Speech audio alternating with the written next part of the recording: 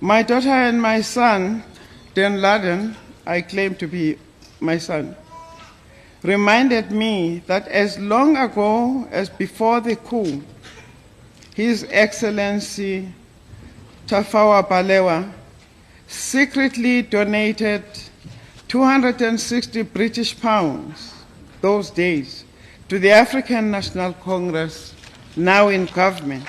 We owe so much of our freedom to you. On behalf of South Africa, thank you, Nigeria.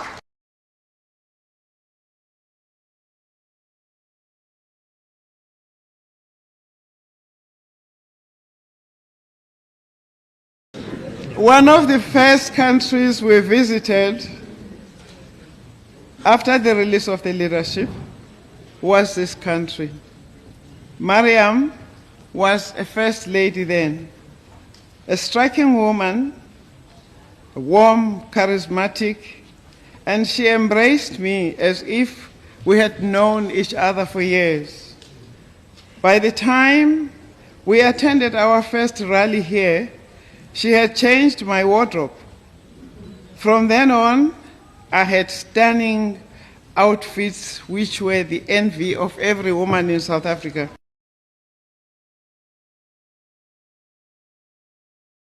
We are going to put it straight to you.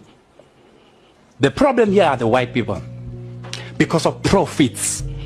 They control the South African economy. They are saying it in our faces that we are in control of the South African economy. It doesn't matter who is in control as government. And as a result, so they pride themselves to say we are in control. We even control government.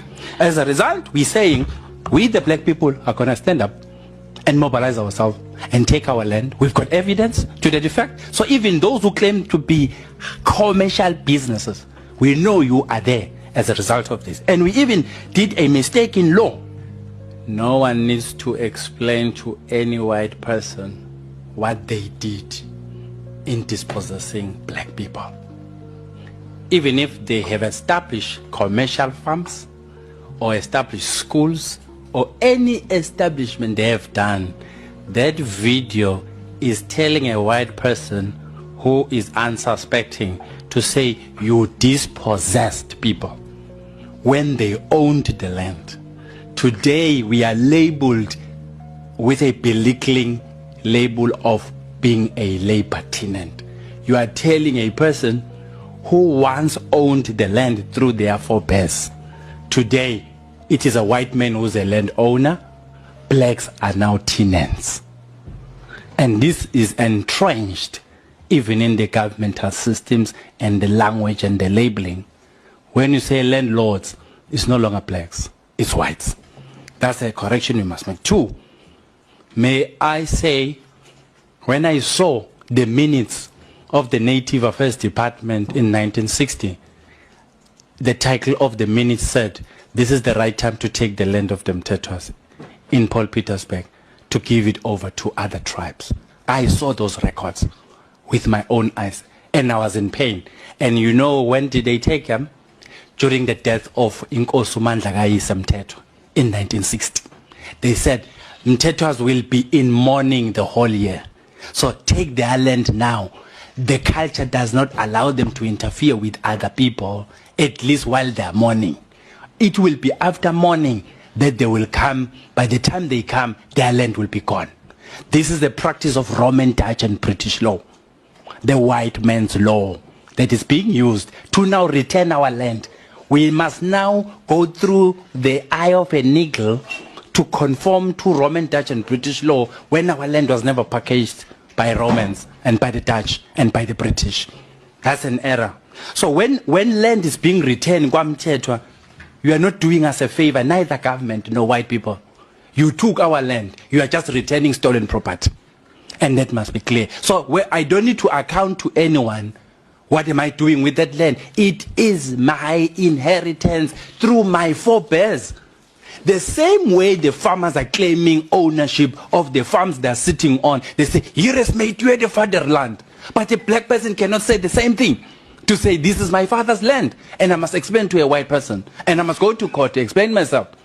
And yet, when a white man says, this is my father's land, it's understandable. When a black man says, this is my forebears' land, it's not understandable because the law we are using is very wrong.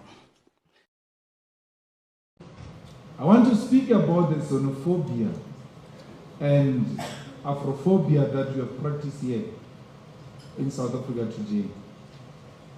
And I want to challenge you. You say Zimbabweans take your job, Nigerians take your jobs, and you march and close shops and beat up people. Tell us, after doing that, how many jobs have you created? By beating up these Nigerians, by beating up these Ghanaians, by beating up these Zimbabweans, loading them. If you load them, I have not seen anyone being loaded. No one. And you say they take jobs from you. You have beat them up, you have taken them out of the country. How many jobs have you created after that? Because the battle should be about jobs. You beat people because they took your jobs. They ran away. You close a shop that hires 5 people and say they take our jobs. After closing that jobs, how many jobs have you created? Unskilled men with no skill, none whatsoever. Say somebody took their job. The only skill they know is to drink Intelis, Impesu, and all of that nonsense, and want to pretend like they are revolutionary as it were. I don't want your vote if you behave like that. Take them away. If the MK wants it, give it to them. I don't want the votes that says to me, I must hate Africans for you to vote for me. I'll never do that. That I must go take an African child out of school, proud elderly person, pushing a child, an African child that looks like you. I must go to a school and push a child that looks like Opano, my child, and say, get out of school. The same way apartheid did, and saying, you are not worthy of education. I must repeat that. I must do that. I will never do that. You can take your votes. Let me die with my conscience very clear. I will never refuse a pregnant woman of African descent to give birth in the clinics of South Africa. Never will I do that.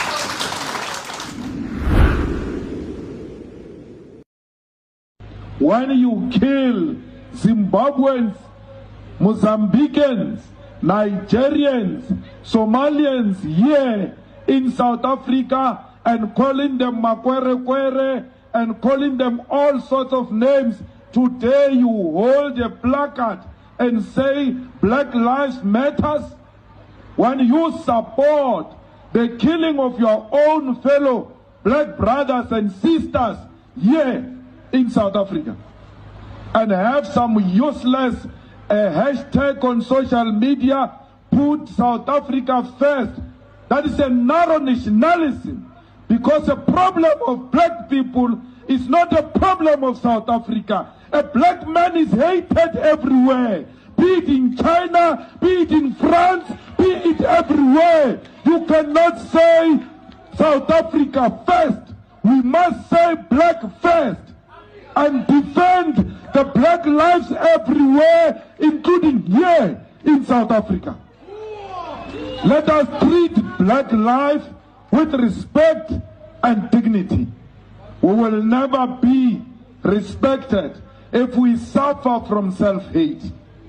Because the reality of the situation is that you don't respect yourself.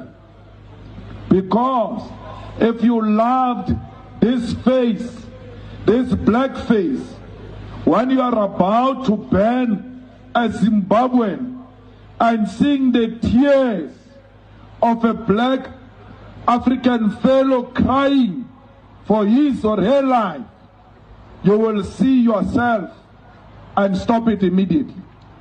It is not a problem of Zimbabwe. It is not a problem of Nigeria.